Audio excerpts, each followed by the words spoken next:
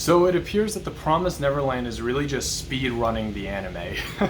There's no other way I can put it.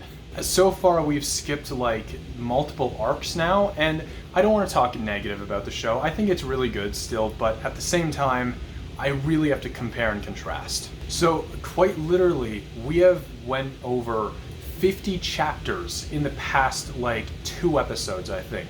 And when I say we've gone over, I mean we jumped and skipped 50 chapters. So if you guys didn't know, in the latest episode, so spoilers for episode 5, I believe. Yeah, so episode 5 of season 2 of The Promised Neverland, so spoilers for that. And we get a major reveal, which I swear to God, I was not expecting in the slightest. Basically, we get the reveal of Norman, his return, which shouldn't have happened until about chapter 118. Episode 2, I believe, was at chapter 52. We were supposed to get this reveal so many arcs later, like 4 arcs in the future, and then we would have gotten a Norman reveal. So as much as it's cool that it's happened now, it just doesn't have that same impact, right? For the anime only watchers, I'm sure you're excited for it, but think about it this way. Imagine having to wait till like season 3, at the end of season 3 or something like that, for Emma and Norman to meet. That's what it would have been like if it followed the manga, right? The reveal is super cool. I like it, and it's honestly super cool. I'm sorry, I don't have much else to say. It's a cool reveal. And the implications are very interesting, and I want to talk about that, but it's not as impactful as it was in the manga, right? We got to see a little bit of development of Norman. We got to see what he's been doing the past. I think it would have been 2 years. Instead of this, we just get a 1-year time skip, which that shouldn't have happened until a little bit later in the manga.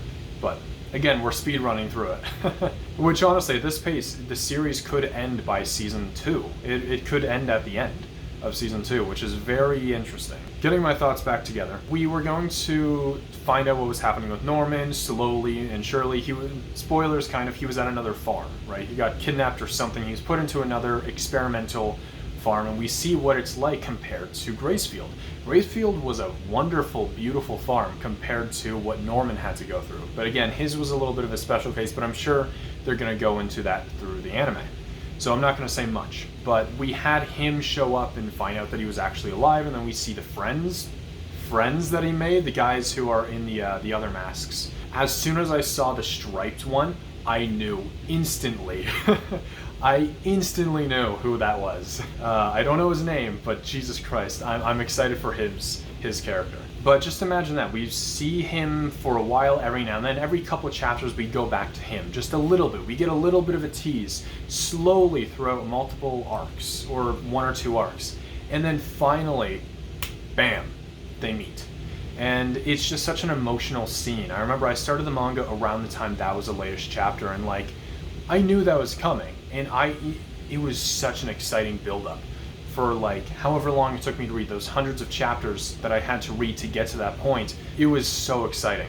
But with this, it's such a sudden and fast reveal that I'm thinking they're going to take it in a completely different direction, and I'm very excited for it. So a lot of people in my previous video were talking about how this is like the Tokyo Ghoul Route A of Promised Neverland, or we're going to get Promised Neverland Brotherhood in 2022, right? Or 2024. And I really hope so, which means, because supposedly there was an announcement that said that will be an anime-only ending. And so spoilers for the manga, kind of. Norman, he's not the nicest guy anymore, I'll just say that much. He's not so much a protagonist anymore. I wouldn't say he's on the other side, but he has some questionable motives.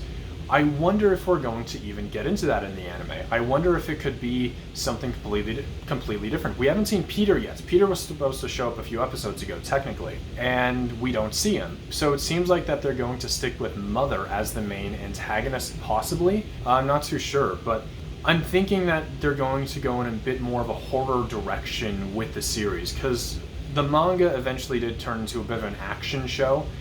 Not so much horror, and what made the anime popular was the horror aspect. So I'm thinking possibly they're just going to stick with that. They're going to have it a bit more of a smaller scale story and just make it scary. But it's very interesting. They're just speed running through the entire show, and because of the alternate ending, we could possibly see another series in a few years of the actual ending much like Brotherhood. Basically, Fullmetal Alchemist aired and it kind of did its own thing, and then Brotherhood came out, the more popular one, and it stuck with the original manga story. So a lot of people think that that's what might happen here, I hope anyway. But the changes that they're making to the anime is mostly just going through it at a faster pace, but I hope that we do see some actual changes. Supposedly we will. And to be honest, I'm a little excited for it. I love The Promised Neverland, so any content from it is something that I very much enjoy. But what do you guys think about the Norman reveal? Was it powerful, or was it not really anything exciting? And for the manga readers, do you think that you're going to continue with the series, or do you think you're going to drop the anime? I want to know all your thoughts down below, and I hope you enjoyed it. And if you did, give it a like, and I will see you in the next video. Goodbye.